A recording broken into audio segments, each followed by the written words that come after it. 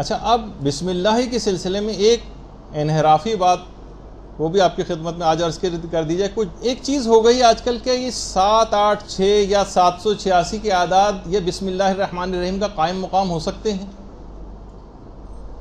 آج کل ہم ہر جگہ بسم اللہ کی جگہ ان اعداد کو لکھا دیکھتے ہیں کہ بسم اللہ کے اندر یہ 786. کیا اس کو زبان سے ادا کرنا یا اس کو لکھنا وہی ثواب دلواتا ہے کہ جو بسم اللہ الرحمن الرحیم کا ثواب ہے؟ لوگ آج کل یہ لکھنے کے بجائے بسم اللہ کو 786/110 وغیرہ لکھ دیتے ہیں. دیکھیے، پہلی بات تو یہ ہے کہ بسم اللہ میں 21 حروف ہیں اور ہر حرف کے اوپر 10 نیکیاں ملتی ہیں. یعنی اگر آپ پوری بسم اللہ کہیں لکھیں گی یا پوری بسم اللہ پڑھیں گی، یہ تو خیر لکھنے میں ہوتا ہے، لکھیں گی تو ہر دفعہ لکھنے پر 210 نیکیاں آپ کے نامہ اعمال میں لکھی جاتی ہیں. اب ہر آدمی خوش ہے کہ میں نے 786 لکھ کر سوچتا ہے کہ میں نے بہت ثواب حاصل کر لیا، قرآن کو میں نے بے ادبی سے جو ہے محفوظ کر دیا. اس بسم اللہ کا قائم مقام ہرگز بھی یہ 7 8 6 نہیں ہے، بلکہ 7 8 6 اگر آپ نے لکھا تو گویا 210 نیکیوں سے آپ محروم ہو گئے. اچھا، آپ کیوں سوچتی ہیں کہ بسم اللہ سے ہمیشہ یہ توہین ہی ہوگی؟ کہیں ہو سکتا ہے یہ پیپر کہیں گر جائے اور لوگوں کے پاؤں کے نیچے معاذ اللہ آ جائے تو کہیں یہ نہ ہو جائے. کہ یہ احتیاط آپ کتنی دفعہ، کیا آپ اللہ کا نام کبھی اور کبھی بھی نہیں لکھتی؟ کتنی دفعہ ایسا ہوتا ہے جو آپ لکھتی ہیں اس کے اندر کتنی دفعہ بہت سے افراد کے نام آتے ہیں، نور اللہ اور انوار اللہ اور پتہ نہیں کون، اس میں بھی اللہ کا نام آ رہا ہوتا ہے. تو جگہ جگہ اللہ کا نام تو ویسے ہی استعمال ہو رہا ہوتا ہے. مثلا اگر کسی شخص کا نام انور ہو، انور کے جناب 275 حروف ہیں، آپ ان سے کہیں میاں 275 ادھر آئیے گا ذرا، اسے کیسا برا لگے گا. خود لفظ مولانا جو ہے اس 128 حروف ہے. مثلا آپ ان سے کہیں کہ 128 صاحب آپ سے نکاح پڑھوانا ہے، دیکھیے وہ کتنا ناراض ہوں گے.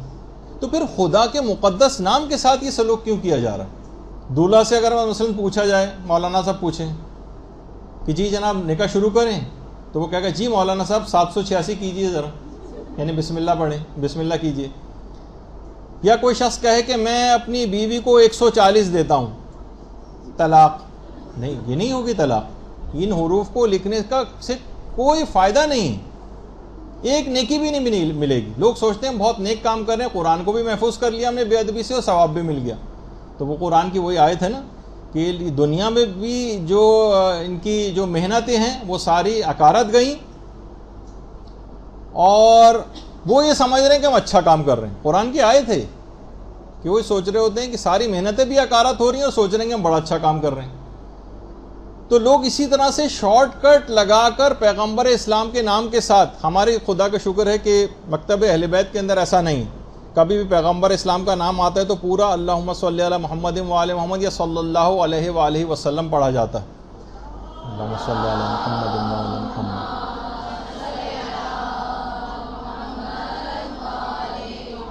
اب میں جو چیز آپ کو دکھانے جا رہا ہوں اس کا مقصد بالکل بھی ہرگز یہ نہیں ہے کہ کسی دوسرے کے اوپر تنقید کی جائے یا کچھ، لیکن صرف ایک مسئلے کی ہم کتنے اپنے مسائل ایسے ہیں کہ ہم ان کے اوپر اپنے افراد کے اوپر کتنی سے پہلے تنقید کرتے رہیں جہاں پہ انحراف آتا ہے کوئی. تو اگر کسی جگہ مسلمانوں میں بھی چیز پائی جا رہی ہے تو ان کو مکمل درود یا صلی اللہ علیہ وآلہ وسلم، اس کو شارٹ فارم نہیں بنانا چاہیے جیسے ہم نے بسم اللہ کو بنا دیا.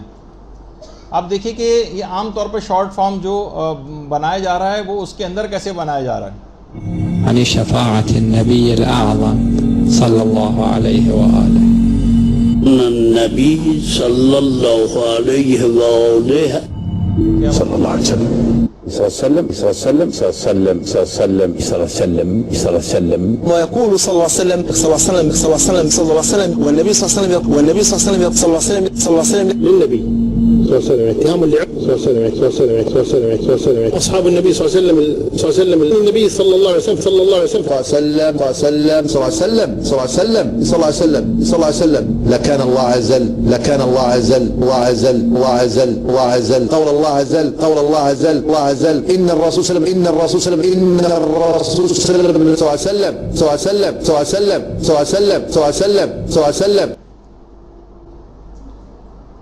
تو ہم اس طرح سے شارٹ فارم لگا کر اور یہ سوچیں کہ ہم دیکھیے اتنی اہم ترین چیز ہے یہ کہ نماز میں بھی اگر کوئی پیغمبر اسلام کا نام سنے تو نماز روک کر مستحب ہے کہ درود پڑھے. اللہم صلی علی محمد و علی محمد.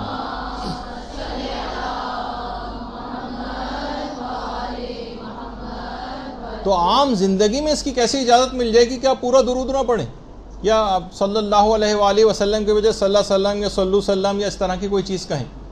یعنی کوئی یہ اس چیز کو کیسے بگاڑ سکتا ہے؟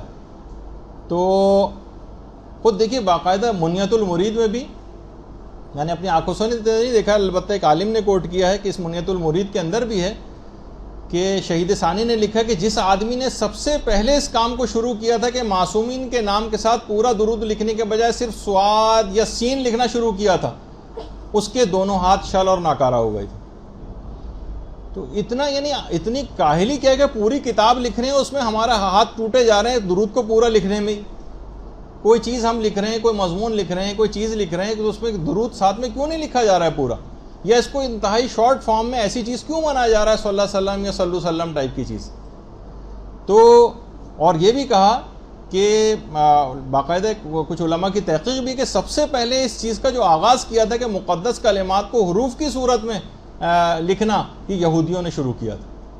اور شاید یہ بھی ہے کہ وہ تمام افراد کے جو کہ دشمنی اہل بیت کوئی دل میں رکھتے ہیں اور وہ درود ان کی زبان کے اوپر جاری نہیں ہوتا، کسی وجہ سے ہو سکتا ہے اس قسم کے الفاظ جو ہے انہوں نے ایجاد کیے ہوں تاکہ وہ درود زبانوں ہی کے اوپر نہ جاری ہو سکے. اور یہ الگ بات ہے کہ جو علم العادات وغیرہ ہے، ابھی آپ کے فوراً دماغ میں فوراً سوال علم العادات کے سلسلے میں آنے لگیں گے، تو اس پہ ہماری انشاءاللہ کبھی اور گفتگو ہوگی. البتہ یہ کوئی شرعی علوم نہیں ہے، اتنا صرف بتا دیا جائے، لیکن تفصیل کبھی اور.